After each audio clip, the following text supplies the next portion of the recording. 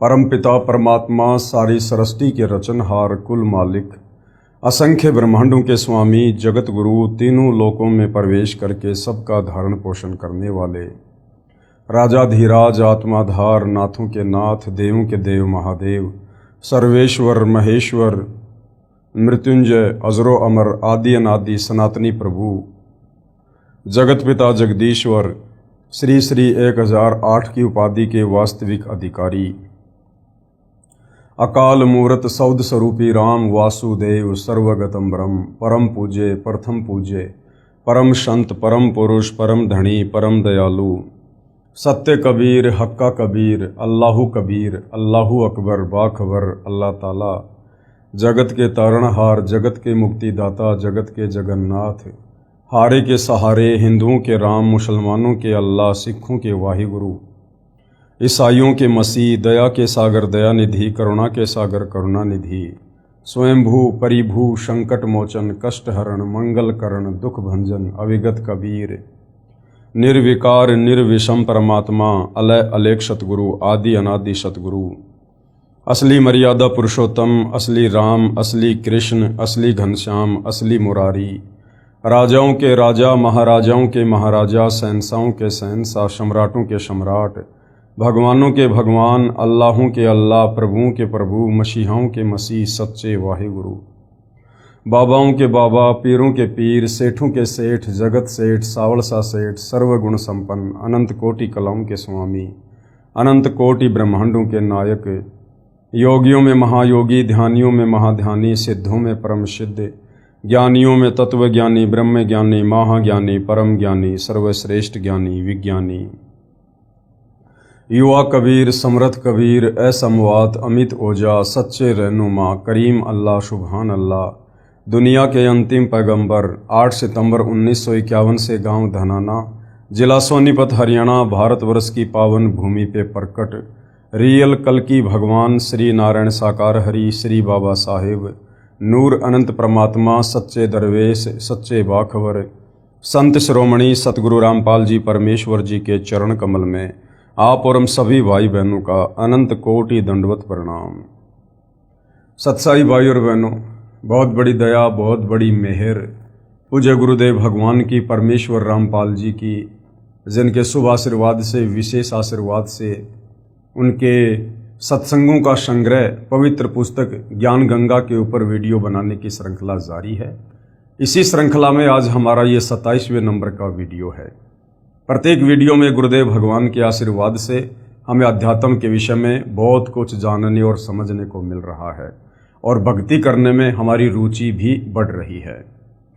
भाई और बहनों, जब तक हम अपने पवित्र सदग्रंथों से धर्म ग्रंथों से परिचित नहीं होंगे कि हमारे धर्म के धर्म ग्रंथों में भक्ति और भगवान को लेकर अध्यात्म के विषय में क्या कुछ लिखा हुआ है, क्या कुछ संकेत है, तब तक हम भक्ति मार्ग पर दृढ़ होकर नहीं लग सकते हैं। हम कोई भी मर्यादा विशेष नहीं निभा सकते हैं और ना भक्ति करने में हमारी कोई विशेष रुचि बनेगी। तो भाई और बहनों, सदग्रंथों का अध्ययन करने से और सदग्रंथों के सार को समझने से हमें हकीकत का पता चलता है कि परमपिता परमेश्वर जी ने 184 योनियों के बाद हमें एक मनुष्य जन्म क्यों दिया है, और यदि इस मनुष्य जन्म को हम बिना शास्त्र अनुकूल सत भक्ति के गवा देंगे, बर्बाद कर देंगे, हम यूं ही बिना तत्वदर्शी संत की शरण के और इस मनुष्य जन्म को बर्बाद कर देंगे, तो परमेश्वर हमसे नाराज होंगे और फिर से हमें 184 योनियों में यातना सहन करने के लिए लंबे समय के लिए भेज देंगे। लेकिन भाई और बहनों, इन धर्म ग्रंथों को सदग्रंथों को समझना इतना आसान भी नहीं है, क्योंकि ये परमेश्वर के द्वारा बोले गए हैं और परमेश्वर की वाणी को परमेश्वर स्वयं ही आकर समझाते हैं, जीव के बस की बात नहीं है। इसीलिए तो पवित्र गीता जी अध्याय 4 श्लोक नंबर 34 में गीता का ज्ञान देने वाले काल ब्रह्म ने भी हाथ खड़े कर दिए कि अर्जुन, इस तत्व ज्ञान के विषय में मुझे भी कंप्लीट जानकारी नहीं है, अगर तुझे चाहिए तो किसी तत्वदर्शी संत की खोज कर ले। तो भाई और बहनों, आज हमारा सौभाग्य कि पृथ्वी पर वह तत्वदर्शी संत सतगुरु रामपाल जी के नाम से प्रकट हैं। तो भाई और बहनों, इन सदग्रंथों को समझने से पहले हमने सतगुरु रामपाल जी के द्वारा सत्संगों में सुनाई गई सृष्टि रचना को समझना पड़ेगा। सृष्टि रचना को समझे बिना हम चाहे हिंदू हैं, चाहे मुसलमान हैं, चाहे सिख हैं, चाहे ईसाई हैं, हम चारों वेद, गीता जी, 18 पुराण, बाइबल, कुरान शरीफ, कुरान मजीद, तोरे, जबूर, इंजिल, गुरु ग्रंथ साहिब, हम किसी भी सदग्रंथ को नहीं समझ सकते हैं। चाहे हम संस्कृत के प्रकांड ज्ञाता हैं, चाहे हम अंग्रेजी के प्रकांड ज्ञाता हैं, चाहे हम अरबी और उर्दू के प्रकांड विद्वान हैं। भाषा केवल हमें सदग्रंथों का अध्ययन करवा सकती है, लेकिन भाषा हमें सदग्रंथों के सार से परिचित नहीं करवा सकती। सदग्रंथों का सार यदि समझना है तो तत्वदर्शी संत के सत्संग सुनने ही पड़ेंगे, क्योंकि गीता जी ने फाइनल निर्देश दे दिया कि तत्वदर्शी संत के बिना इन सदग्रंथों को कोई नहीं समझा सकता। और यही कारण है भाइयों और बहनों, सतयुग बीत गया, त्रेता युग बीत गया, द्वापर बीत गया, कलयुग 5000 वर्ष बीत गया। आज तक हमारे जितने भी धर्मगुरु हैं ये केवल हमें सदग्रंथों का अध्ययन करवाते रहे, और जितना इनको समझ में आया उतना ये हमें बताते रहे, जो कि आधा अधूरा ज्ञान था। और हम सदियों से शास्त्र विरुद्ध साधना करने के चलते अब इस कलयुग में सारे पुण्य नष्ट करके और पाप कर्मों की गठरी बांध कर बैठे हैं, जिस कारण से हमारे ऊपर आए दिन नई नई आपत्तियां आ रही है। तो भाइयों और बहनों, यदि ये मनुष्य जन्म प्राप्त करके इस मनुष्य जन्म को भी सफल बनाना चाहते हैं और शरीर त्यागने के बाद पूर्ण मोक्ष प्राप्त करना चाहते हैं, तो भाइयों और बहनों, जगत गुरु तत्वदर्शी सतगुरु रामपाल जी की शरण के अलावा दूसरा धरती पर कोई विकल्प नहीं है। तो आप जी थोड़ा निष्पक्ष होकर धैर्य के साथ रुचि लेकर सतगुरु रामपाल जी के YouTube पर सत्संग सुनिए। उनके द्वारा लिखित पुस्तकों को आप जी गूगल से डाउनलोड करके पढ़ सकते हैं। बाकी दूसरा अध्यात्म को समझने का कोई विकल्प नहीं है। तो इस पवित्र पुस्तक ज्ञान गंगा के ऊपर जो 26 वीडियो बन चुके हैं, आप जियों से प्रार्थना करूंगा आप जी प्रत्येक वीडियो को शुरुआत से अवश्य देखिए। और आज हमारा 27वें नंबर का वीडियो है। आज के वीडियो में हम जानेंगे कि गीता का सार क्या है। पिछले वीडियो में हमने गीता जी के सार के विषय में काफी कुछ जाना। सबसे पहले तो हमने ये जाना कि वास्तव में श्री मद् भगवत गीता जी का ज्ञान किसने दिया। हम आज से पहले केवल यही समझ रहे थे कि श्री कृष्ण जी ने ज्ञान दिया। भाई और बहनों, श्री कृष्ण जी का तो केवल शरीर प्रयोग किया गया था। असल में ये जो 21 ब्रह्मांड का नकली भगवान है, ब्रह्म है, ज्योति निरंजन है, इसने श्री कृष्ण जी के शरीर में प्रेतवत प्रवेश करके और गीता जी का ज्ञान बोला। क्यों बोला? जब आप सृष्टि रचना पढ़ोगे तो पता चलेगा कि इसको प्रतिदिन पूर्ण ब्रह्म परमेश्वर कबीर साहिब जी के द्वारा 1 लाख मानव शरीरधारी आत्माओं के सूक्ष्म शरीर से निकली गंध खाने का श्राप लगा हुआ है। तो इसने आप और हमें यहाँ पर मरवाना ही मरवाना है, वो चाहे युद्ध के माध्यम से हो, चाहे बीमारी के माध्यम से हो, चाहे प्राकृतिक आपदाओं के माध्यम से हो। इसलिए इसने अपने भोजन के लिए श्री कृष्ण जी के शरीर में प्रेत की तरह प्रवेश करके गीता जी का ज्ञान बोला, अर्जुन को अपना विराट काल रूप दिखाकर डराया और जबरदस्ती अर्जुन से युद्ध करवाया। तो गीता जी का ज्ञान इस काल ने बोला है। और गीता जी का ज्ञान देते समय ये जो काल ब्रह्म है, ये अध्याय 7 श्लोक नंबर 12 से 15 में 3 गुणों की भक्ति करने के लिए मना करता है कि जो व्यक्ति तीनों गुणों की भक्ति करते हैं वो राक्षस स्वभाव को धारण किए हुए मनुष्यों में नीच दूषित कर्म करने वाले मूर्ख लोग हैं। तो भाइयों और बहनों, ये 3 गुण क्या हैं जिनकी भक्ति करने के लिए ये काल मना कर रहा है? वैसे तो मोटा मोटा आप सबको पता है कि ये 3 गुण ब्रह्मा विष्णु महेश हैं, जो इस काल के ही पुत्र हैं। और इन तीनों की भक्ति करने के लिए इनका पिता काल ब्रह्म मना कर रहा है। तो आप और हमें कैसे विश्वास हो? क्योंकि गीता जी अध्याय 7 श्लोक नंबर 12 से 15 में डायरेक्ट ब्रह्मा विष्णु महेश जी का नाम तो नहीं लिखा हुआ है, केवल 3 गुण लिखा हुआ है, त्रिगुण माया। तो भाइयों और बहनों, हिंदू धर्म के और बहुत सारे सदग्रंथ हैं जिनसे आज हम समझेंगे कि वास्तव में 3 गुण क्या हैं। क्या ब्रह्मा विष्णु महेश ही 3 गुण हैं? क्या यही 3 देवता हैं? क्या यही 3 गुण हैं?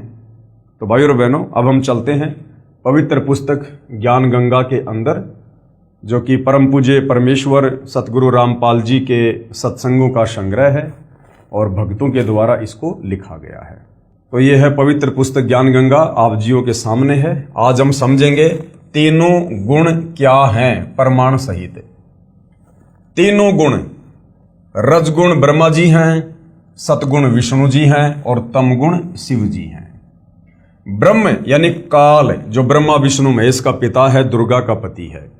ब्रह्म यानी काल तथा प्रकृति, प्रकृति दुर्गा को कहते हैं।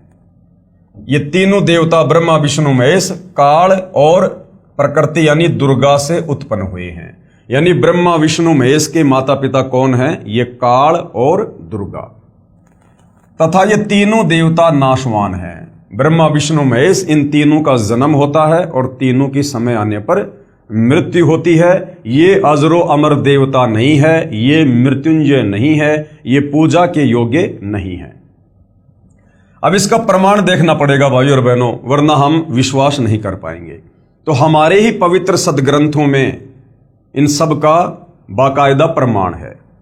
गीता प्रेस गोरखपुर से प्रकाशित श्री शिव महापुराण, जिसके संपादक हैं श्री हनुमान प्रसाद पोदार, इसके पेज नंबर 110 पर अध्याय 9 रुद्र संहिता। इस प्रकार क्या लिखा हुआ इसमें? इस प्रकार ब्रह्मा विष्णु तथा शिव तीनों देवताओं में गुण हैं, परंतु शिव कौन? ये काल ब्रह्म।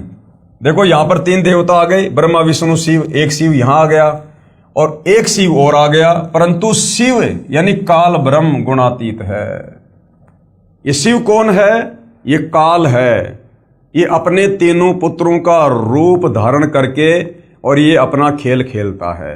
ये अपने ओरिजिनल काल रूप में किसी को भी दर्शन नहीं देता है। ये आपने गीता जी में पढ़ लिया कि अर्जुन, मैंने तेरे ऊपर प्रसन्न होकर अपना ये विराट रूप दिखाया, काल रूप, अन्यथा किसी भी जप से तप से कोई भी मेरे इस रूप के दर्शन नहीं कर सकता।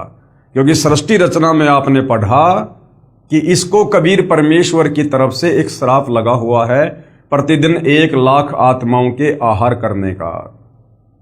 तो इसने ये प्रतिज्ञा कर रखी है कि मैं अपने ओरिजिनल काल रूप में किसी को दर्शन नहीं दूंगा, और अपने तीनों पुत्र ब्रह्मा विष्णु महेश के माध्यम से यहां पर आप और हमारी ये खेती करता है अपने भोजन के लिए।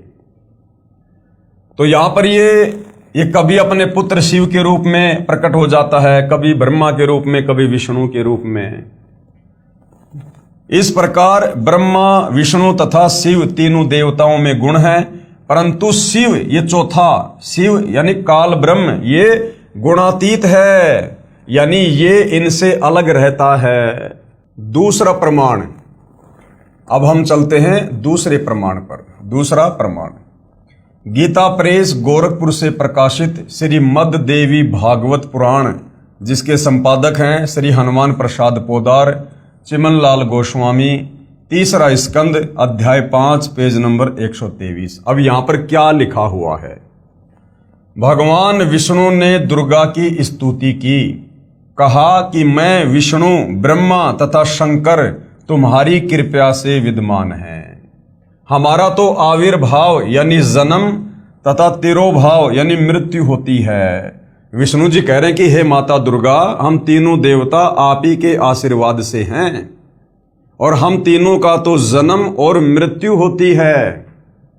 हम नित्य यानी अविनाशी नहीं हैं, तुम ही नित्य हो। क्योंकि ब्रह्मा विष्णु महेश को केवल इतना ही ज्ञान है, इनको भी तत्व ज्ञान नहीं है, कंप्लीट सृष्टि रचना का ज्ञान नहीं है, इसलिए ये दुर्गा से ऊपर और किसी को नहीं जानते, नहीं पहचानते।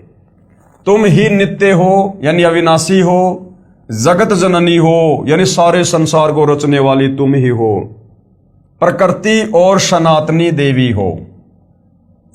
भगवान शंकर ने कहा, उसके बाद में शंकर जी क्या कह रहे हैं दुर्गा जी को?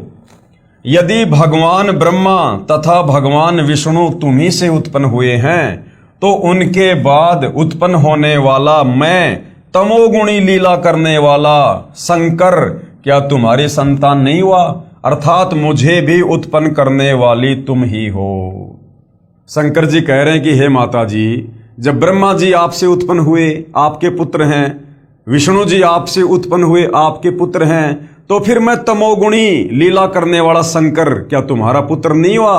अर्थात मैं भी तुम्हारा ही बेटा हूं, तुम ही से उत्पन्न हुआ हूं, अर्थात मुझे भी उत्पन्न करने वाली तुम ही हो। तो सिद्ध हो गया भाई और बहनों कि ब्रह्मा विष्णु महेश की मां कौन है? ये दुर्गा।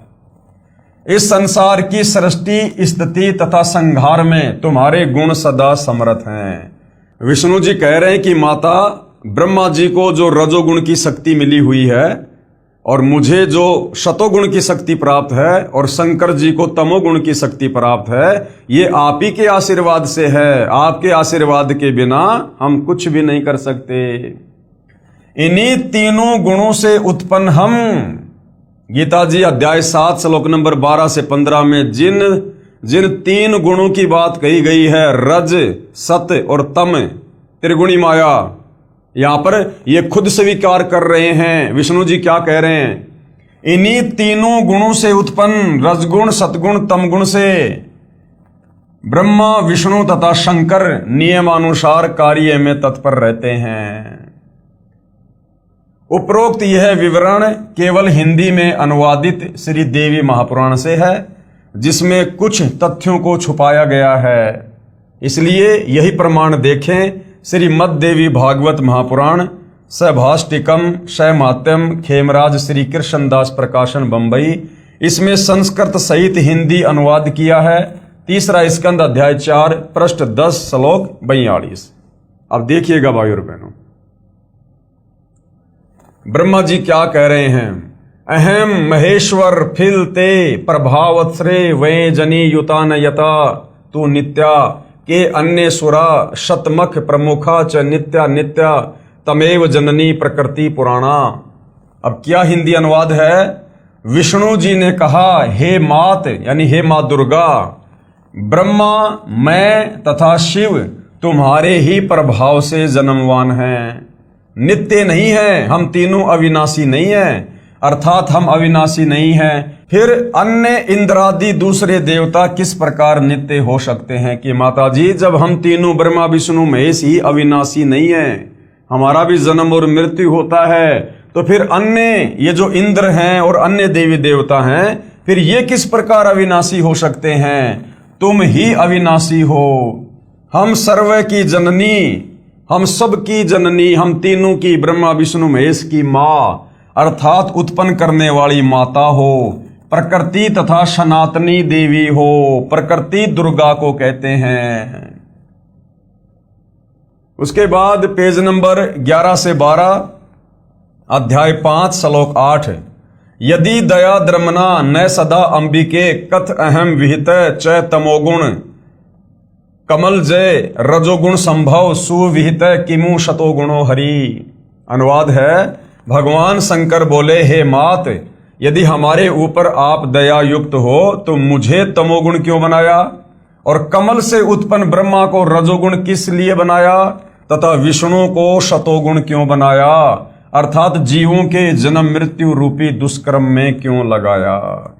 भाई और बहनों, हमने ये समझना है कि गीता अध्याय 7 श्लोक नंबर 12 से 15 में गीता का ज्ञान दाता ये काल ब्रह्म जिन तीन गुणों की भक्ति करने के लिए मना कर रहा है, वो तीन गुण क्या हैं? तो यहां पर क्लियर हो रहा है कि तीन गुण हैं, रजगुण ब्रह्मा, शतगुण विष्णु, तमगुण शंकर। ये खुद यहां पर बयान कर रहे हैं कि कमल से उत्पन्न ब्रह्मा को रजोगुण किस लिए बनाया तथा विष्णु को शतोगुण क्यों बनाया, अर्थात जीवों के जन्म मृत्यु रूपी दुष्कर्म में क्यों लगाया। और शंकर जी कह रहे हैं कि आपने मुझे तमोगुण क्यों बनाया? तो तीनों देवता ही तीनों गुण हैं, ब्रह्मा विष्णु महेश एक एक गुण युक्त हैं। रजगुण ब्रह्मा, सतगुण विष्णु, तमगुण शंकर जी। उसके बाद श्लोक नंबर 12, रमे से स्वपति पुरुष सदा तवै गति नहीं विदम वे शिवै। उसके बाद ये क्या कह रहे हैं अपनी माता जी को? अपने पति पुरुष अर्थात काल भगवान के साथ सदा भोग विलास करती रहती हो, आपकी गति कोई नहीं जान सकता। अर्थात ये दुर्गा इस काल की पत्नी है, दुर्गा इस काल की पत्नी है। और ब्रह्मा विष्णु महेश की मां कौन ही? दुर्गा। ब्रह्मा विष्णु महेश का पिता कौन? ये काल। तो आज से पहले तो भाइयों और बहनों इसी बात के ऊपर पर्दा पड़ा हुआ था कि ब्रह्मा विष्णु महेश नाशवान है या फिर ये अविनाशी हैं।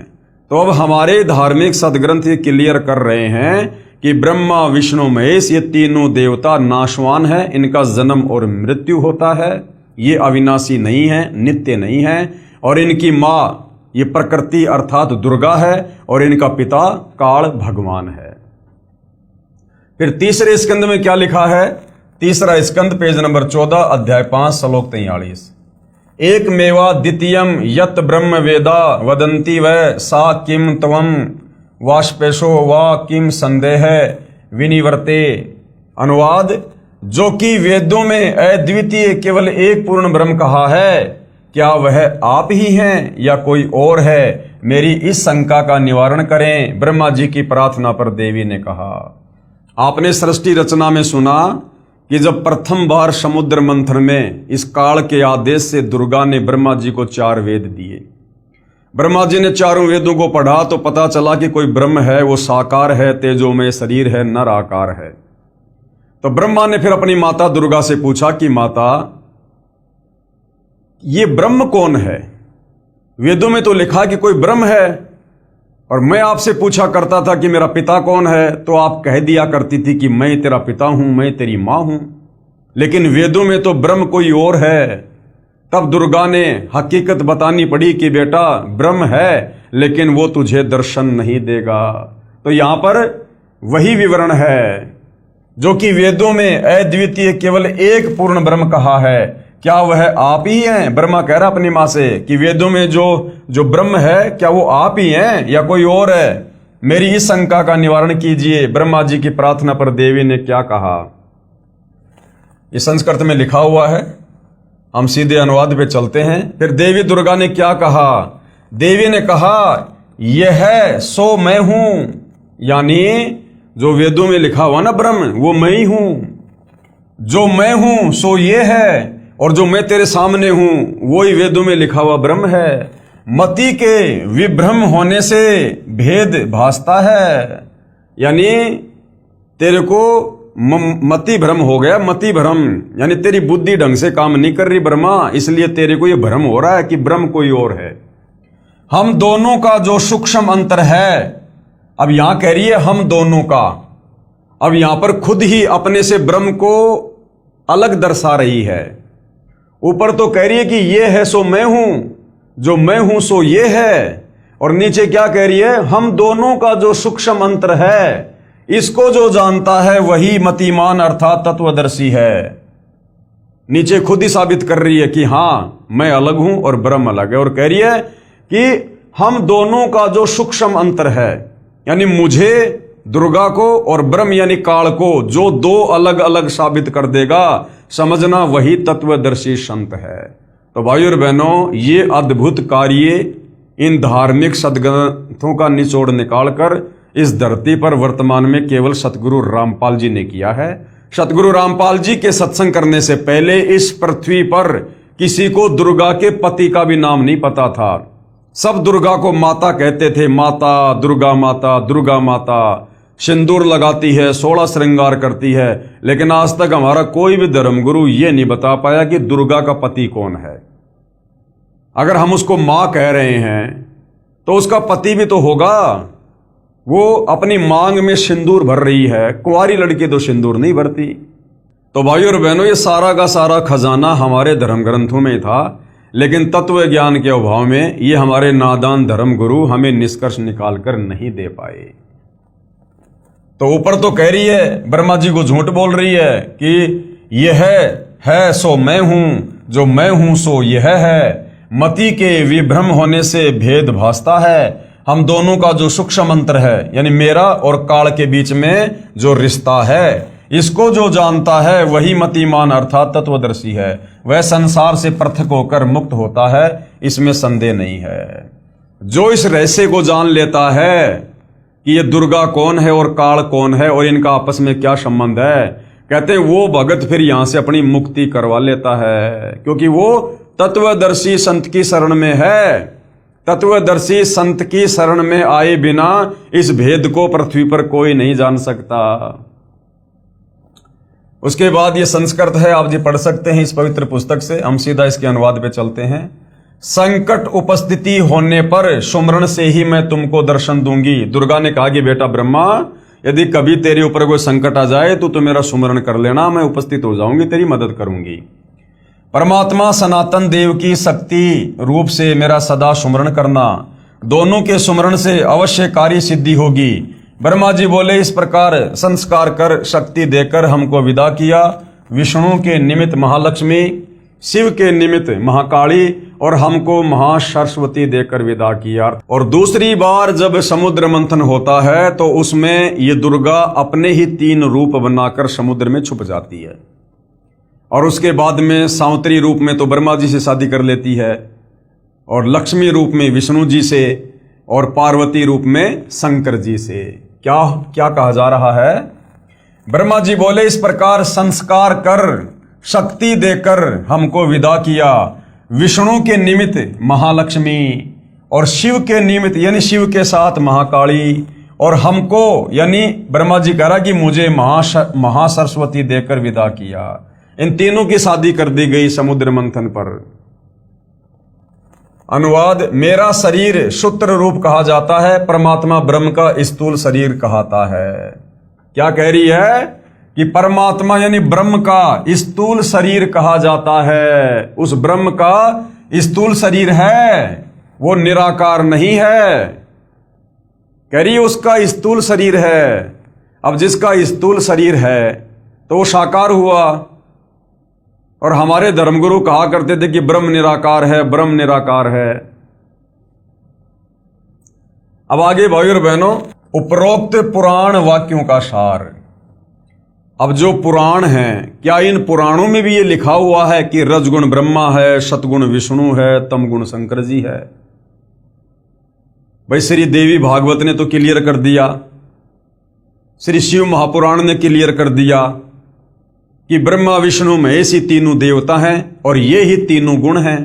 रजगुण युक्त ब्रह्मा जी हैं, सतोगुण युक्त विष्णु जी हैं और तमोगुण युक्त शंकर जी हैं।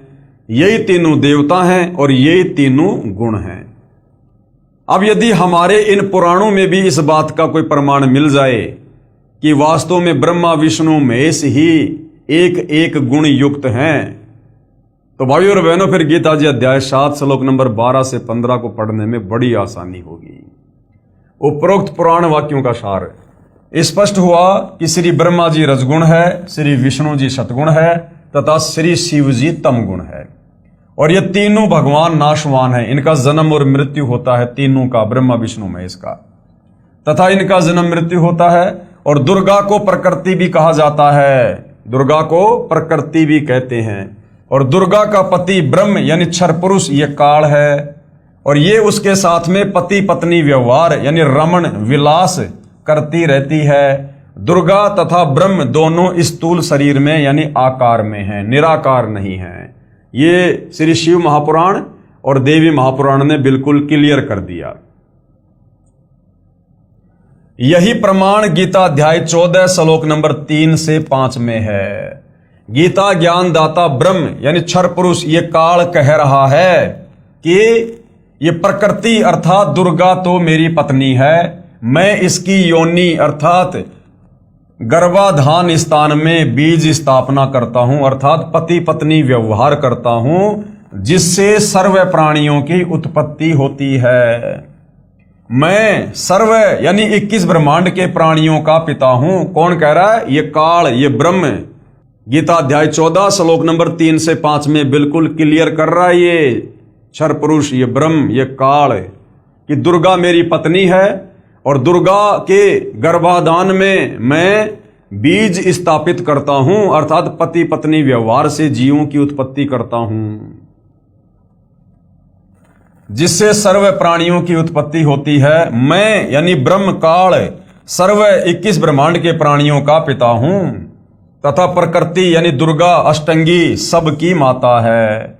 इसी दुर्गा यानी प्रकृति अष्टंगी से उत्पन्न तीनों गुण रजगुण ब्रह्मा, सतगुण विष्णु तथा तमगुण शिव अन्य प्राणियों को कर्मों के बंधन में बांधते हैं। सृष्टि रचना में हमें गुरुदेव भगवान ने यही तो बताया कि दुर्गा से तीनों पुत्र ब्रह्मा विष्णु महेश की उत्पत्ति करके और उसके बाद काल ने दुर्गा से कहा कि दुर्गा, अब मैं किसी को भी अपने ओरिजिनल काल रूप में दर्शन नहीं दूंगा, और तीनों पुत्रों को मैंने एक एक गुण युक्त कर दिया है। अब इनके माध्यम से तू आगे सृष्टि की शुरुआत कर, जीव उत्पत्ति का कार्य कर, क्योंकि मुझे रोजाना 1,00,000 मानव शरीरधारी आत्माओं के सूक्ष्म शरीर से निकली वासना खाने का श्राप लगा हुआ है। इसलिए ये काल दुर्गा के माध्यम से हम सभी प्राणियों को, तीनों लोकों के प्राणियों को, ये ब्रह्मा विष्णु महेश के माध्यम से कर्मों के बंधन में बांध के रखता है। अब बताइए भाइयों और बहनों, जो ब्रह्मा विष्णु महेश अपने पिता काल ब्रह्म की खुराक तैयार करने के लिए आप और हमें कर्म बंधन में बांध के रखे हुए हैं, फंसा के रखे हुए हैं, और हम इन्हीं ब्रह्मा विष्णु महेश की पूजा करके सोच रहे हैं कि मेरा मोक्ष होगा, मेरा उद्धार होगा। कसाई बकरे और बकरियां ला रहा है काटने के लिए, और वो बकरे और बकरियां उस कसाई को अपना मालिक समझकर उसको प्यार से चाट रहे हैं। तो भैया बताओ फिर कैसे बात बनेगी? आगे देखिएगा, त्रिगुण माया यानी रजगुण ब्रह्मा जी, सतगुण विष्णु जी तथा तमगुण शिव जी, ये क्या है? ये त्रिगुण माया है। त्रिगुण माया जीव को मुक्त नहीं होने देते। ये ब्रह्मा विष्णु महेश, ये हम जीवों को काल के 21 ब्रह्मांड से मुक्त नहीं होने देते हैं, और मूर्ख जन समुदाय इन्हीं को परमात्मा मानकर पूजा में लगा हुआ है। इसलिए गीता 7 अध्याय 12 से 15 में इस काल ने इन तीनों देवताओं रजगुण ब्रह्मा, सतगुण विष्णु, तमगुण शंकर जी की भक्ति करने वालों को 4 गालियां दी हैं। त्रिगुण माया यानी 3 गुण, रजगुण सतगुण तमगुण। रजगुण कौन है? ब्रह्मा जी। सतगुण कौन है? विष्णु जी। और तमगुण कौन है? शंकर जी। जीव को मुक्त नहीं होने देते। पवित्र गीता जी के अध्याय 7 श्लोक नंबर 1 व 2 में ब्रह्म कह रहा है, ये काल कह रहा है कि अर्जुन, अब तुझे वह ज्ञान सुनाऊंगा जिसके जानने के बाद और कुछ जानना बाकी नहीं रह जाता। गीता अध्याय 7 श्लोक 12, गीता ज्ञानदाता ये ब्रह्म, ये काल कह रहा है कि तीनों गुणों से जो कुछ हो रहा है, अब समझ में आ गया होगा तीनों गुण कौन है? रजगुण ब्रह्मा, सतगुण विष्णु, तमगुण शंकर जी। तो गीता अध्याय 7 श्लोक नंबर 12 में ब्रह्मा विष्णु महेश का पिता ये काल खुद कह रहा है कि इन तीनों गुणों से, अर्थात इन तीनों देवताओं से, ब्रह्मा विष्णु महेश से जो कुछ हो रहा है वह मुझसे ही हुआ जान, क्योंकि सारा सब कुछ 21वें ब्रह्मांड में बैठकर ये काल ही इनमें प्रेरणा करके करवा रहा है अपने भोजन के लिए। जैसे रजगुण ब्रह्मा से उत्पत्ति करवाता है, सतगुण विष्णु से पालन पोषण स्थिति तथा तमगुण शिव से ये प्रलय अर्थात संहार कारण काल भगवान ही है। इन तीनों देवताओं के माध्यम से जो भी कुछ हो रहा है इसका मुख्य कारण कौन है? ये काल। फिर कहा है कि मैं इनमें नहीं हूं, क्योंकि काल बहुत दूर 21वें ब्रह्मांड में निज लोक में रहता है। इन तीनों को एक एक गुण से युक्त करके और एक ब्रह्मांड में 3 लोक, स्वर्ग, पृथ्वी और पाताल का जो है एक एक विभाग का मंत्री बना दिया, और ये खुद इनसे दूर 21वें ब्रह्मांड में रहता है। इसलिए क्या कह रहा है? फिर कहा है कि मैं यानी काल, मैं काल इनमें नहीं हूं, क्योंकि काल बहुत दूर 21वें ब्रह्मांड में निज लोक में रहता है, परंतु मन रूप में मौज काल ही मनाता है, तथा रिमोट से सर्व प्राणियों तथा ब्रह्मा जी, श्री विष्णु जी व श्री शिव जी को यंत्र की तरह चलाता है। गीता बोलने वाला ब्रह्म यानी काल कह रहा है कि मेरे 21 ब्रह्मांडों के प्राणियों के लिए मेरी पूजा से ही शास्त्र अनुकूल साधना प्रारंभ होती है, क्योंकि चारों वेदों में और गीता जी में इस काल ब्रह्म तक की साधना का ही जिक्र है। तो ये काल कह रहा कि इस 21 ब्रह्मांड में यदि वास्तव में कोई सत भक्ति है तो मुझ काल से शुरू होती है, मुझ काल से। और इस काल की भक्ति की लास्ट उपलब्धि क्या है? ब्रह्मलोक। और ब्रह्मलोक में जाने के बाद, थोड़े बहुत सुख भोगने के बाद, फिर ये प्राणी वहां पर अपने पुण्यों को नष्ट करके पाप आधार से फिर नरक में भी जाता है। लक 84 योनि में गधा कुत्ता शोर भी बनता है और फिर जन्म और मरण के चक्कर में रहता है। अर्थात 21 ब्रह्मांड में काल की ओम नाम की साधना से श्रेष्ठ भक्ति और कोई नहीं है।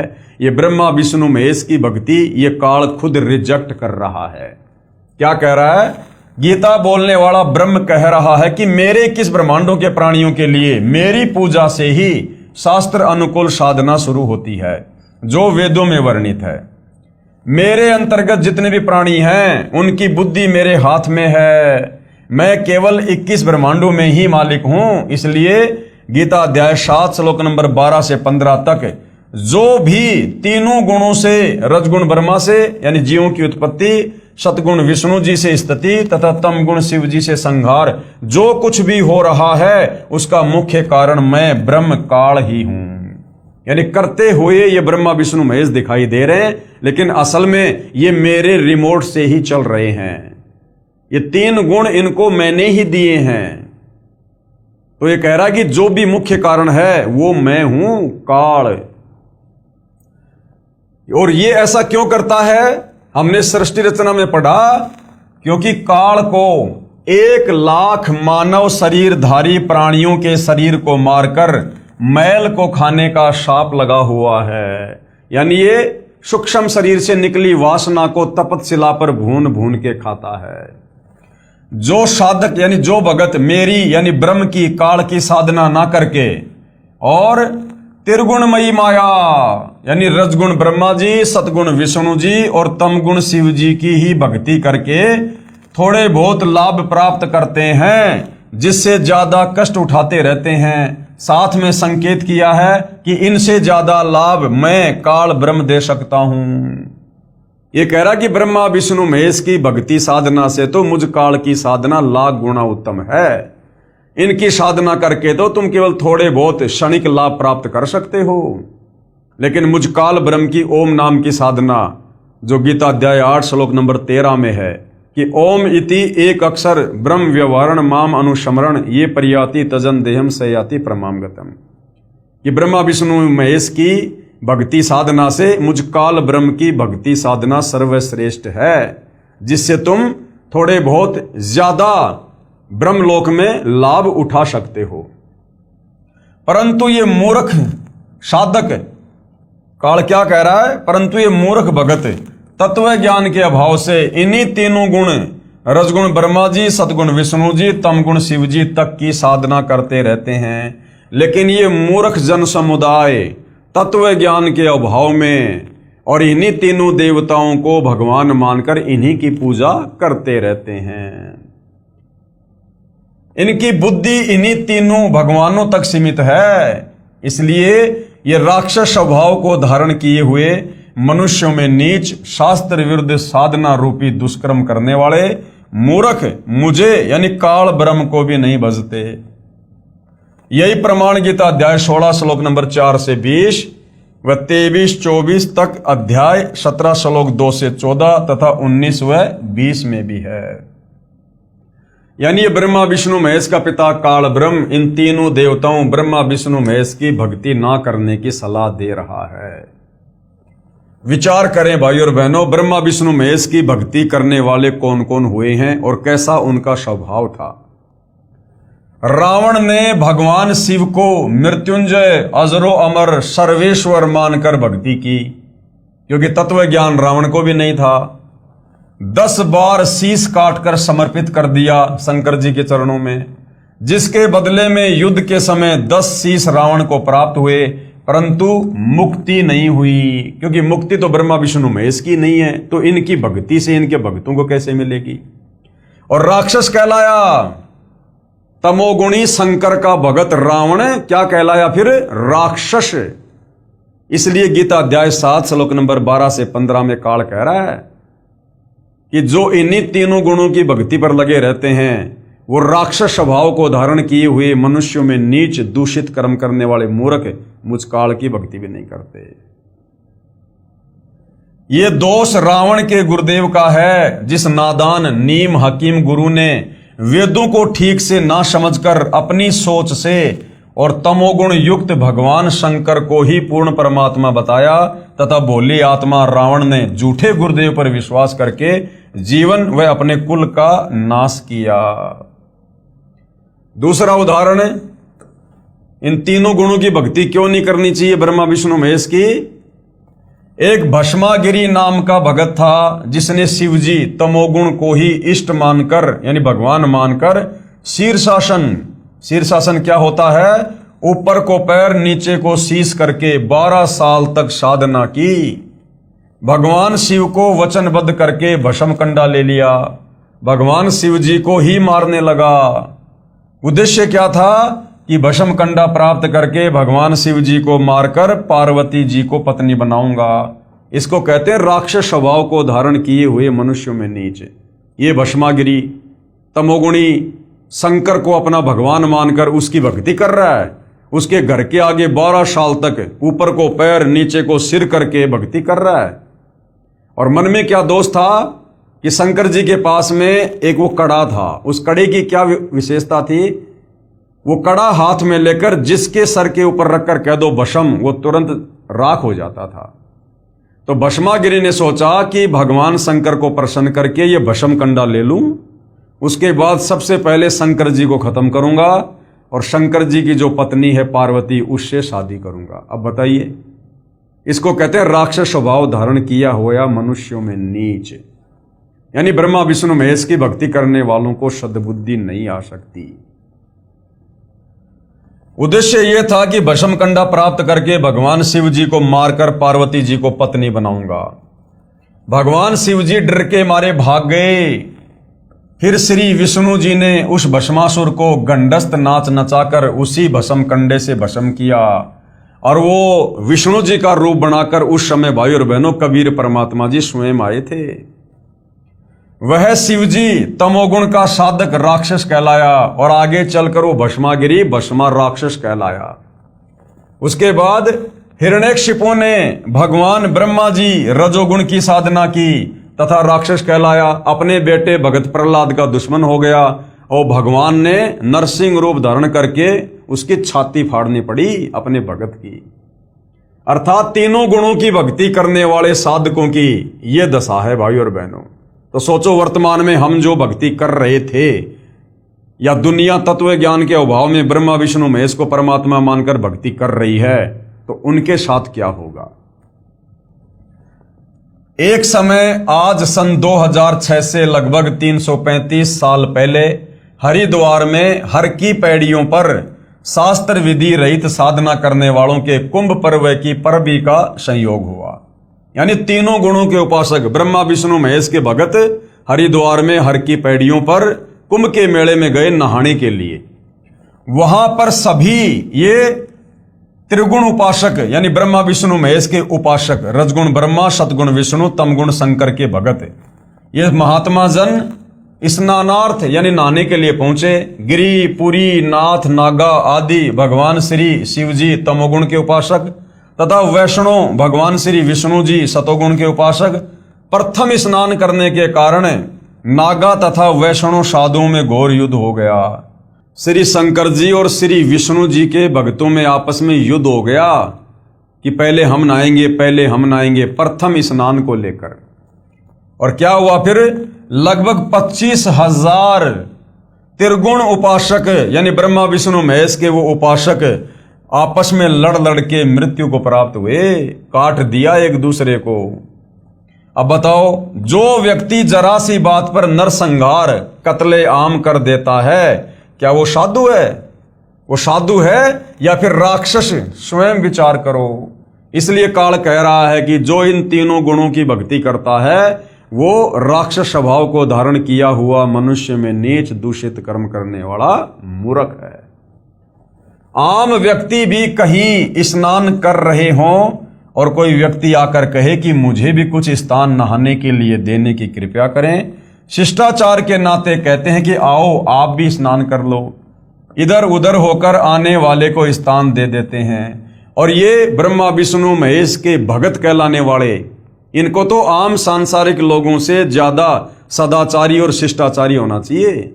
लेकिन एक छोटी सी बात को लेकर, सबसे पहले नहाने की बात को लेकर ब्रह्मा विष्णु महेश के भक्तों में आपस में इतना भयंकर झगड़ा हुआ, 25,000 ये साधु संत महात्मा आपस में कट कट के मर गए लड़ाई झगड़ा करके। तो ये प्रतिफल है ब्रह्मा विष्णु महेश की भक्ति का। इसलिए पवित्र गीता जी अध्याय 7 श्लोक 12 से 15 में कहा है कि जिनका मेरी त्रिगुणमयी माया यानी रजगुण ब्रह्मा जी, सतगुण विष्णु जी और तमगुण शिव जी की पूजा के द्वारा ज्ञान हरा जा चुका है, वे केवल मान बढ़ाई के भूखे राक्षस स्वभाव को धारण किए हुए मनुष्यों में नीच अर्थात आम व्यक्ति से भी नीचे गिरे हुए स्वभाव वाले और दुष्कर्म करने वाले मूर्ख मेरी भक्ति भी नहीं करते। काल कह रहा है कि मेरी भक्ति भी नहीं करते, कह रहा है कि ब्रह्मा विष्णु महेश से अच्छा तो मेरी भक्ति कर लो, थोड़े बहुत लाभ तो ठीक ठाक मिल जाएंगे। गीता जी अध्याय 7 श्लोक नंबर 16 से 18 तक पवित्र गीता जी के बोलने वाला ब्रह्म प्रभु कह रहा है कि मेरी भक्ति यानी ब्रह्म साधना भी 4 प्रकार के भगत करते हैं। कौन? एक तो अर्थार्थी। अर्थार्थी कौन होता है? जो धन लाभ चाहने वाले हैं, जो वेदों के अनुसार भक्ति करते हैं। मकसद क्या होता है? धन प्राप्ति। जो वेद मंत्रों से ही जंत्र मंत्र हवन आदि करते रहते हैं। दूसरा है आरत। आरत कौन होता है? जो संकट निवारण के लिए वेदों के मंत्रों का जंत्र मंत्र हवन आदि करते रहते हैं। तीसरा है जिज्ञासु भगत। जिज्ञासु कौन होता है? जो परमात्मा के ज्ञान को जानने की इच्छा रखने वाले, केवल ज्ञान संग्रह करके फिर खुद ही गुरु बन जाते हैं, वक्ता बन जाते हैं तथा दूसरों में ज्ञान श्रेष्ठता के आधार पर उत्तम बनकर, ज्ञानवान बनकर अभिमानवश भक्तिहीन हो जाते हैं। और चौथा है ज्ञानी। ज्ञानी कौन? वे भगत जिनको ये ज्ञान हो गया कि मानव शरीर बार बार नहीं मिलता, इससे भगवान की साधना नहीं बन पाई तो जीवन व्यर्थ हो जाएगा। फिर वेदों को पढ़ा, जिनसे ज्ञान हुआ कि ब्रह्मा विष्णु शिव तीनों गुणों व ब्रह्म क्षर पुरुष तथा परब्रह्म अक्षर पुरुष से ऊपर पूर्ण ब्रह्म की ही भक्ति करनी चाहिए, अन्य देवताओं की नहीं। उन ज्ञानी अच्छी आत्माओं को मैं अच्छा लगता हूं तथा मुझे वे इसलिए अच्छे लगते हैं कि वे तीनों गुणों रजगुण ब्रह्मा, सतगुण विष्णु तथा तमगुण शिव जी से ऊपर उठकर मेरी ब्रह्म साधना तो करने लगे, कम से कम ओम नाम का जाप तो करने लगे वेदों से निकाल कर, जो अन्य देवताओं से अच्छी है। परंतु वेदों में जो ओम नाम है, जो केवल इस ब्रह्म साधना का मंत्र है, इस काल का ही मंत्र है, उसी को वेद पढ़ने वाले विद्वानों ने अपने आप ही विचार विमर्श करके पूर्ण ब्रह्म का मंत्र जानकर वर्षों तक साधना करते रहे।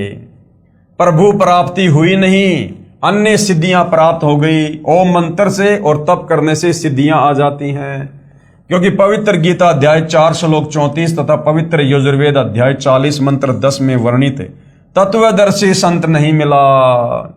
भाई तत्वदर्शी संत बताएगा कंप्लीट भक्ति विधि, इस काल की भी वास्तविक भक्ति विधि क्या है, अक्षर पुरुष की भक्ति विधि क्या है और परम अक्षर ब्रह्म कबीर देव का वास्तविक मंत्र क्या है।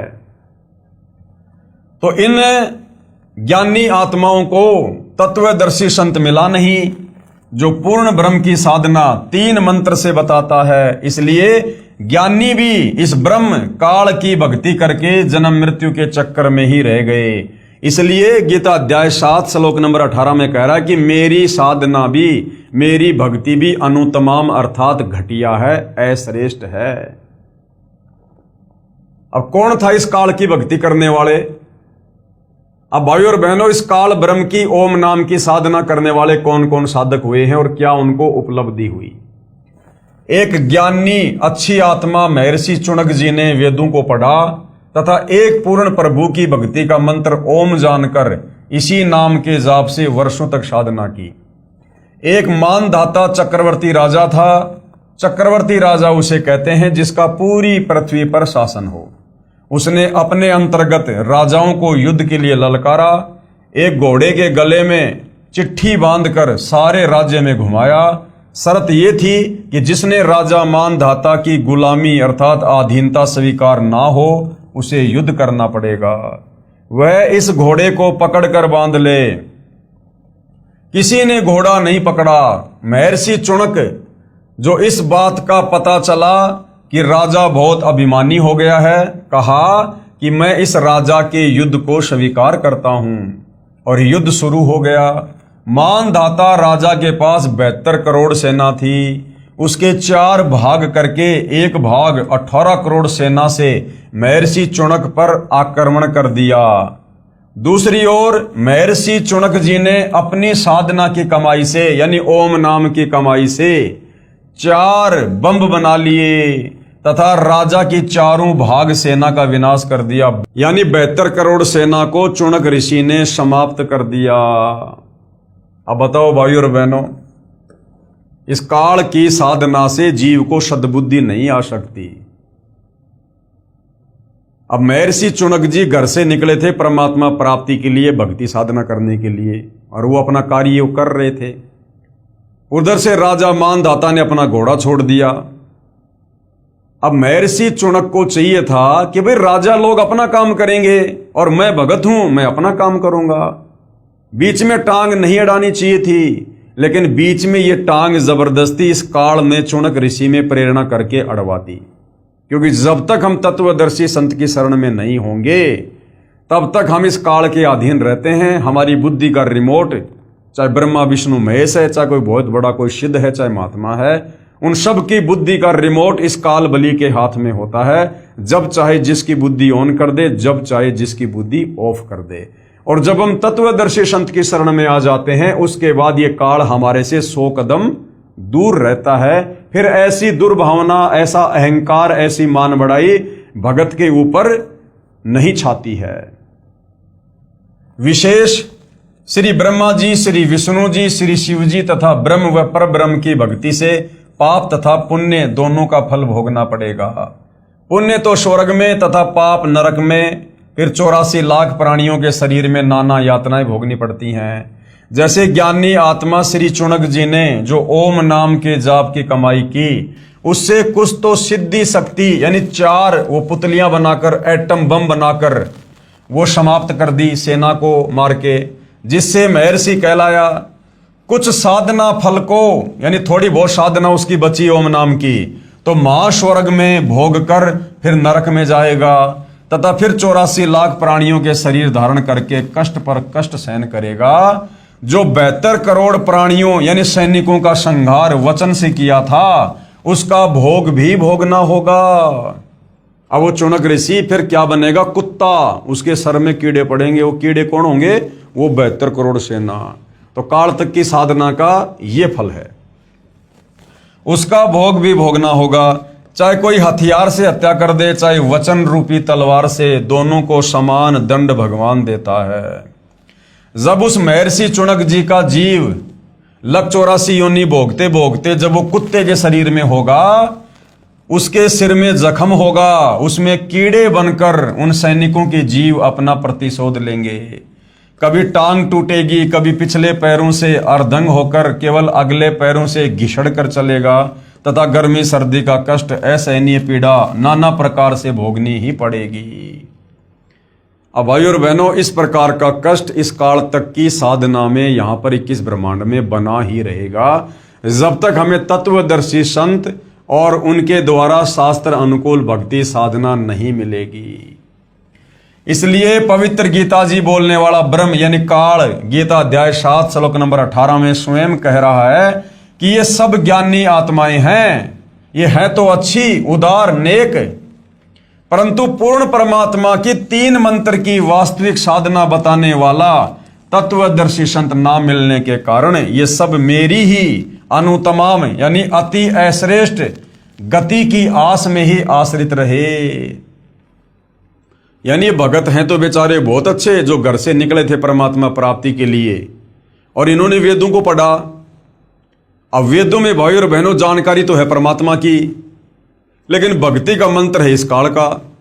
तो इन नादानों ने सोचा कि ये ओम नाम का मंत्र पूर्ण परमात्मा का ही है। इन्होंने जी जान लगा दी। लेकिन ये तो काल का मंत्र है। अंत में काल के लोक में पहुंच गए, वहां थोड़े बहुत दिन महास्वर्ग में रहते हैं, उसके बाद फिर लक 84 योनि में, फिर नरक में, फिर जन्म और मरण के चक्कर में। तो इस प्रकार से काल की साधना भी घटिया है, अनुतमाम है। ये खुद गीता अध्याय 7 श्लोक नंबर 18 में स्वयं ही कह रहा है। अर्थात मेरी साधना भी अश्रेष्ठ है। इसलिए पवित्र गीता जी अध्याय 18 श्लोक 62 में कहा है। अब इस काल ब्रह्म ने खुद की साधना को तो घटिया बता दिया, फिर सही साधना क्या है, श्रेष्ठ साधना क्या है, उसके विषय में ये खुद गीता अध्याय 18 श्लोक 62 में क्या कह रहा है कि हे अर्जुन, तू सर्व भाव से यानी और सारी पूजा छोड़ दे और उस परमात्मा की शरण में चला जा जिसकी कृपया से ही तू परम शांति तथा सनातन परम धाम यानी सतलोक को प्राप्त होगा। अब भैया उसकी जानकारी केवल तत्वदर्शी संत के पास है। तो वर्तमान में पूर्ण ब्रह्म परमात्मा कबीर साहिब की वो 3 मंत्र वाली कंप्लीट साधना वर्तमान में सतगुरु रामपाल जी परमेश्वर जी के पास है, जिसके विषय में गीता अध्याय 17 श्लोक नंबर 23 में कहा है ओम तत् सत इति निर्देश ब्रह्मण त्रिविध समर्थ। पवित्र गीता जी को श्री कृष्ण जी के शरीर में प्रेतवत प्रवेश करके ब्रह्म अर्थात काल ने बोला।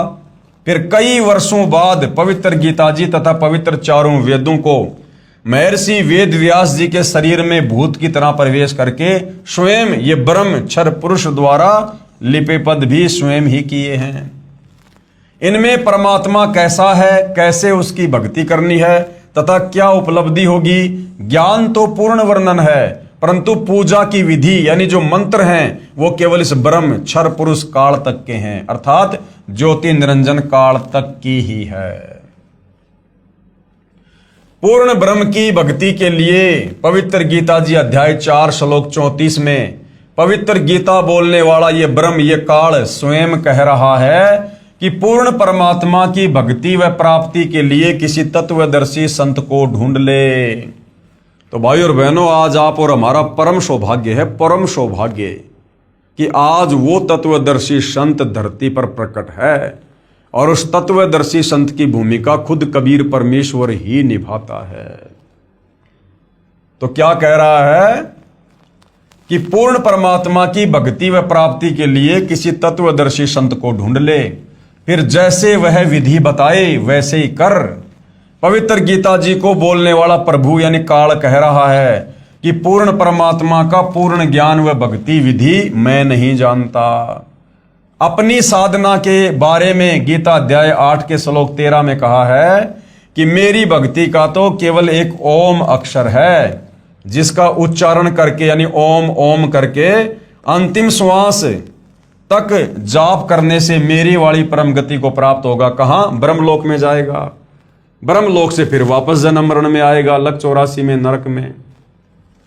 फिर गीता अध्याय 7 श्लोक 18 में कहा है कि जिन प्रभु चाहने वाली आत्माओं को तत्वदर्शी संत नहीं मिला तो पूर्ण ब्रह्म की साधना जानता हो, जो पूर्ण ब्रह्म की साधना जानता हो, इसलिए वे उदार आत्माएं मेरे वाली अनुतमाम यानी घटिया अति अनुतम परम गति में ही आश्रित हैं।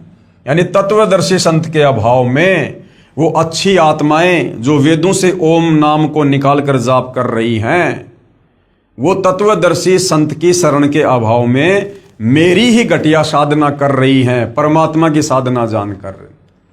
पवित्र गीता जी बोलने वाला प्रभु यानी काल स्वयं कह रहा है कि मेरी साधना से होने वाली गति अर्थात मुक्ति भी अति अश्रेष्ठ है, घटिया है। अध्याय 7 श्लोक नंबर 18 में। इसके बाद भाई और बहनों, अन्य देवताओं रजगुण ब्रह्मा जी, सतगुण विष्णु जी, तमगुण शिव जी की पूजा अनजान ही करते हैं। यानी जिनको तत्व ज्ञान नहीं है, आध्यात्मिक ज्ञान नहीं है, वो नादान लोग ही ब्रह्मा विष्णु महेश यानी तीनों गुणों की भक्ति करते हैं।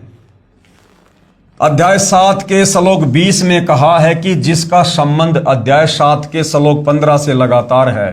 श्लोक 15 में कहा है कि त्रिगुणमयी माया जो रजगुण ब्रह्मा जी, सतगुण विष्णु जी, तमगुण शिव जी की पूजा तक सीमित है तथा इन्हीं से प्राप्त क्षणिक सुख के द्वारा जिनका ज्ञान हरा जा चुका है, ऐसे असुर स्वभाव को धारण किए हुए नीच व्यक्ति, दुष्कर्म करने वाले मूर्ख मुझे भी नहीं बसते। कौन कह रहा है? ये काल है।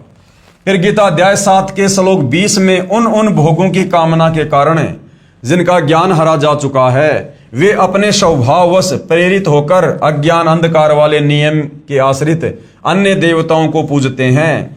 अध्याय 7 के श्लोक 21 में कहा है कि जो जो भगत जिस जिस देवता के स्वरूप को श्रद्धा से पूजना चाहता है, उस भगत की श्रद्धा को मैं उसी देवता के प्रति स्थिर करता हूं।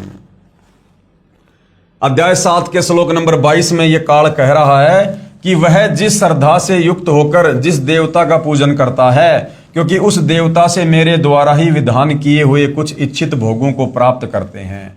जैसे मुख्यमंत्री कहे कि नीचे के अधिकारी मेरे ही नौकर हैं, मैंने उनको कुछ अधिकार दे रखे हैं जो उनके यानी अधिकारियों के ही आश्रित है, वह लाभ भी मेरे द्वारा ही दिया जाता है, परंतु पूर्ण लाभ वो अधिकारी नहीं दे सकते।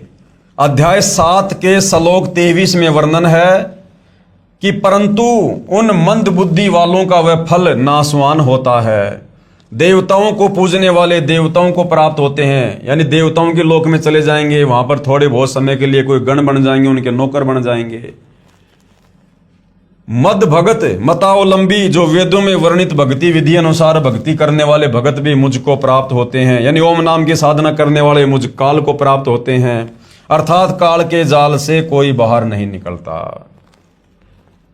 यानी भाई और बहनों, ये काल कह रहा है कि जो व्यक्ति मेरी भक्ति ना करके और इन अन्य देवी देवताओं की भक्ति पर लगे हुए हैं, उन मूर्खों को ये नहीं पता कि उन देवी देवताओं की भक्ति करने के चलते जो थोड़े बहुत सुख यानी लाभ उनको प्राप्त होते हैं, जैसे थोड़े बहुत समय के लिए स्वर्ग में चला गया, फिर नरक में, छोटे मोटे काम यहां पर हो गए सिद्ध, तो ये काल कह रहा कि वो लाभ भी मेरी शक्ति से ही उन भक्तों को मिल रहे हैं। जिस प्रकार गांव का सरपंच है और गांव का सरपंच गांव वालों को कुछ अच्छे कार्य करके कोई धर्मशाला बनवा दे, कोई रोड बनवा दे, कोई नाली को पक्की करवा दे, कोई ट्यूबवेल लगा दे, वो गांव वालों को थोड़े बहुत कुछ लाभ दे रहा है, लेकिन वो सरपंच वो लाभ नहीं दे सकता जो लाभ मुख्यमंत्री दे सकता है।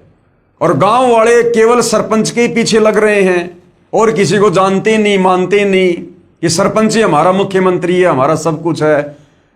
तो फिर मुख्यमंत्री कहे कि उन नादान, उन मूर्ख गांव वालों को यह पता ही नहीं है कि उस सरपंच से ज्यादा लाभ तो यदि वो डायरेक्ट मेरे से संपर्क करें तो मैं दे सकता हूं, अन्यथा सरपंच से जो लाभ प्राप्त हो रहा है वो भी मेरे द्वारा, मेरे सिस्टम से ही हो रहा है, वो सरपंच कुछ भी देने में सक्षम नहीं है।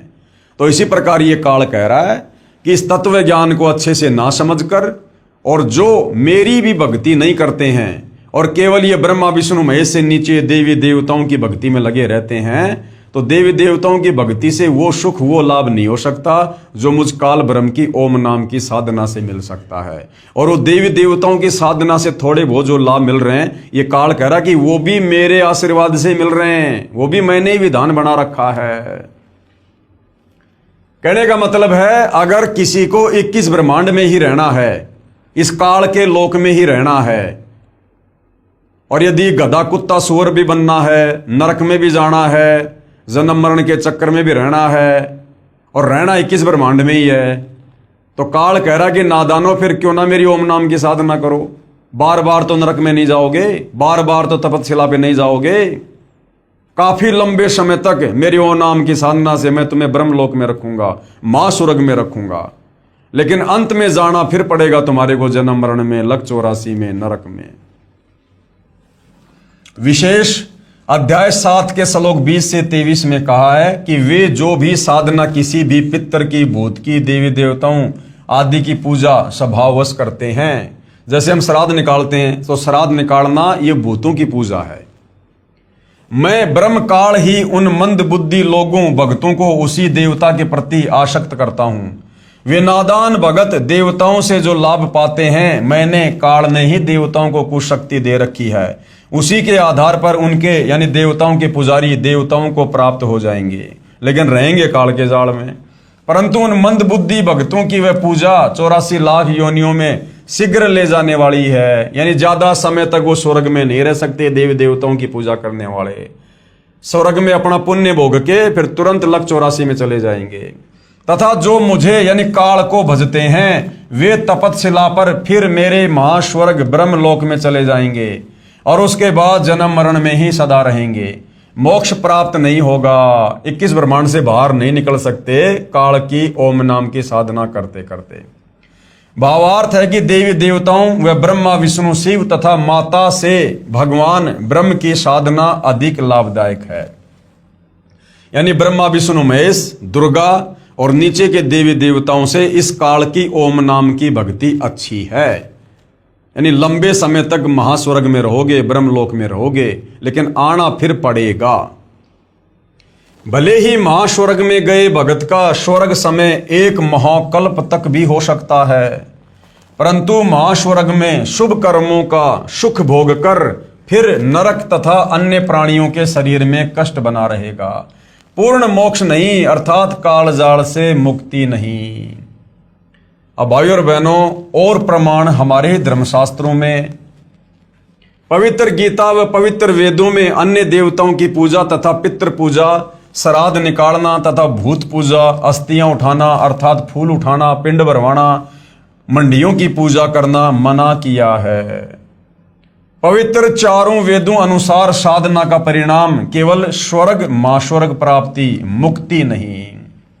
यानी चारों वेदों के अनुसार हम जो साधना करेंगे, चारों वेदों में जानकारी तो है कबीर परमेश्वर की, पूर्ण ब्रह्म की, लेकिन भक्ति का मंत्र केवल ओम है, और ये ओम है इस काल का। तो काल के ही जाल में रहेंगे चारों वेदों और गीता जी के अनुसार भक्ति करते करते, जब तक हमें तत्वदर्शी संत नहीं मिलेगा, और जब तक तत्वदर्शी संत हमें वो कंप्लीट 3 मंत्र का जाप जो पूर्ण ब्रह्म परमेश्वर कबीर साहिब का है, जब तक वो नहीं देगा, हम काल के 21 ब्रह्मांड से बाहर निकलकर मुक्त नहीं हो सकते। तो पवित्र चारों वेदों अनुसार भक्ति का परिणाम क्या है? केवल स्वर्ग में चले जाओगे, महास्वर्ग में चले जाओगे, लेकिन मोक्ष नहीं होगा। फिर जन्म मरण में, फिर लक 84 में गधा कुत्ता सुअर, फिर नरक में, फिर तपतशिला पर। पवित्र गीता अध्याय 9 श्लोक 20 और 21 में कहा है कि जो मनोकामना सकाम सिद्धि के लिए मेरी पूजा तीनों वेदों में वर्णित साधना शास्त्र अनुकूल करते हैं, अर्थात ओम नाम का जो जाप करते हैं, वे अपने कर्मों के आधार पर महास्वर्ग में आनंद मनाकर फिर क्या होगा? फिर जन्म मरण में आ जाते हैं। अर्थात यज्ञ चाहे शास्त्र अनुकूल भी हो, उनका एकमात्र लाभ सांसारिक भोग, स्वर्ग और फिर नरक व 84 लाख योनियां ही हैं। जब तक तीनों मंत्र ओम तत् सत्य जो कि सांकेतिक हैं, तत्वदर्शी संति बताएगा, गीता अध्याय 17 श्लोक नंबर 23 में लिखे हुए हैं। जब तक तीनों मंत्र ओम तथा तत्व सत्य सांकेतिक हैं, पूर्ण संत से यानी तत्वदर्शी संत से प्राप्त नहीं होते। अध्याय 9 के श्लोक 22 में कहा है कि जो निष्काम भाव से मेरी शास्त्र अनुकूल पूजा करते हैं, उनकी पूजा की साधना की रक्षा मैं स्वयं करता हूं, लेकिन मुक्ति नहीं मिलती जब तक तत्वदर्शी संत नहीं मिलेगा। तो भाइयों और बहनों, आज के वीडियो में हमें यह भली भांति समझ में आ गया है कि जिसको 21 ब्रह्मांड में रहना है, जिसको मोक्ष नहीं चाहिए, वो भैया वेदों के अनुसार, गीता जी के अनुसार इस काल के ओम मंत्र की साधना करो जी लगा के। फिर कहां जाओगे? इसके ब्रह्मलोक में जाओगे, महास्वर्ग में जाओगे, वहां लंबे समय तक रहोगे, एक महाकल्प तक रहोगे, हजारों युगों तक रहोगे, सर्व भोग भोगोगे, बकवाद करोगे, वैश्यावर्ती करोगे। उसके बाद जब हमारी ओम नाम की कमाई खत्म हो जाएगी, जब हमारा रिचार्ज खत्म हो जाएगा, ये काल हमें वहां से नीचे उठा के पटक देगा। जैसे यहां से हमारी मृत्यु हो जाती है, ऐसे वहां मृत्यु हो जाएगी। फिर कहां जाएगा वो? जितने समय उसने वो महास्वर्ग भोगा है, उतना ही समय फिर वो नरक भी भोगेगा, लक 84 योनि में भी जाएगा। ये है इस काल की वेदों में वर्णित ओम नाम की साधना का फल। और जिसको पूर्ण मोक्ष चाहिए, 21 ब्रह्मांड से जिसको पार होना है सदा सदा के लिए, जिसको परम सुख चाहिए, वो भैया गीता जी अध्याय 4 श्लोक नंबर 34 में वर्णित तत्वदर्शी संत की शरण में आकर उसके बताए अनुसार साधना करेगा, जिसका यहां से पूर्णतया छुटकारा होगा। और ये काल कह रहा है कि मेरे जो 3 बेटे हैं ब्रह्मा विष्णु महेश, जिनको त्रिगुणी मयी माया का नाम दिया गया है, जो एक एक गुण युक्त हैं, रजगुण ब्रह्मा, सतगुण विष्णु, तमगुण शंकर। तो ये काल जो इनका पिता है ब्रह्म, ये खुद गीता अध्याय 7 श्लोक 12 से 15 में कह रहा है कि जो इन तीनों गुणों की भक्ति करते हैं ब्रह्मा विष्णु महेश की, वो राक्षस स्वभाव को धारण किए हुए, यानी राक्षस जैसा उनका स्वभाव होता है, कुछ भी उल्टा सीधा कर सकते हैं, कोई नियम मर्यादा नहीं है। मनुष्यों में नीच दूषित कर्म करने वाले, शराब वो पीते, मांस वो खाते, जुआ वो खेलते, चोरी वो करते, गंदी नजर वो रखते, और मूर्ख इसलिए कहा कि उनको तत्व ज्ञान नहीं है। तत्व ज्ञान के बिना ये लोग ब्रह्मा विष्णु महेश की भक्ति कर रहे हैं। तो ब्रह्मा विष्णु महेश की भक्ति करने वालों को पवित्र गीता जी अध्याय 7 श्लोक 12 से 15 में ब्रह्मा विष्णु महेश का पिता खुद 4 गालियां दे रहा है, 4 गालियां। तो भाई और बहनों, ये पवित्र शास्त्र सब कुछ समझा रहे हैं, इनमें सब कुछ लिखा हुआ है। बस तत्व ज्ञान के अभाव में हमारे नादान धर्म गुरु, जो केवल संस्कृत भाषा के ज्ञाता थे, लेकिन तत्व ज्ञान के अभाव से इन धर्मशास्त्रों का निष्कर्ष निकालकर हमें नहीं बता पाए, और हमें शास्त्र अनुकूल साधना से दूर रखा, जिस कारण से हमारे पूर्वज आज वो प्रेत योनि में है, भूत योनि में है, और आज उनकी तृप्ति के लिए आप और हमारे से श्राद्ध निकलवाए जा रहे हैं, उनके लिए भोजन बनवाया जा रहा है। अरे भैया, यदि वो स्वर्ग में बैठे, उनकी मुक्ति हो गई, तो क्या स्वर्ग में भोजन नहीं है क्या भोजन भी यहां से भेजना पड़ेगा? और साल में 16 दिन श्राद्ध निकाल के क्या उनकी 365 दिन की भूख समाप्त हो जाएगी क्या? ये भी हमारे को मूर्ख बना रखा है। तो जिस प्रकार इन नादान धर्म गुरुओं ने तत्व ज्ञान के अभाव में हमारे पूर्वजों को शास्त्र विरुद्ध साधना करवा के और प्रेत योनि में भेज दिया, भूत योनि में भेज दिया, आज आप और हमारे से भी शास्त्र विरुद्ध साधना के तहत उन हमारे पूर्वजों के श्राद्ध निकलवा कर, जो कि वेद विरुद्ध है, हमें भी प्रेत योनि, भूत योनि में भेजने की तैयारी कर रहे हैं। तो भाई, ये वर्तमान के शिक्षित भगत समाज के ऊपर है कि आप जी ने इस काल बलि के अंडर में रहकर, इस काल बलि के अधीन जो शक्तियां हैं, आपने उन्हीं की साधना करनी है और इस काल बलि के जाल में फंसे रहना है, या फिर आपने गीता अध्याय 4 श्लोक 34 के अनुसार तत्वदर्शी संत सतगुरु रामपाल जी की शरण में आकर उनके बताए अनुसार भक्ति करके सदा सदा के लिए, यानी युगों युगों से हम जो यहाँ पर तपतशिला का कष्ट, नरक का कष्ट, महानरक का कष्ट, 184 योनियों का कष्ट, जन्म मरण और बुढ़ापे का कष्ट भोग रहे हैं, क्या हम इससे बाहर निकलना चाहते हैं? क्या उस परम धाम, शाश्वत स्थान, सतलोक को प्राप्त करना चाहते हैं? क्या सदा सदा के लिए अजरो अमर अविनाशी होना चाहते हैं? सर्व सुख भोगना चाहते हैं? तो उसके लिए वही तत्वदर्शी सतगुरु रामपाल जी की शरण में आकर उनके बताए अनुसार आजीवन मर्यादा में रहकर भक्ति करनी पड़ेगी। दूसरा कोई विकल्प नहीं है।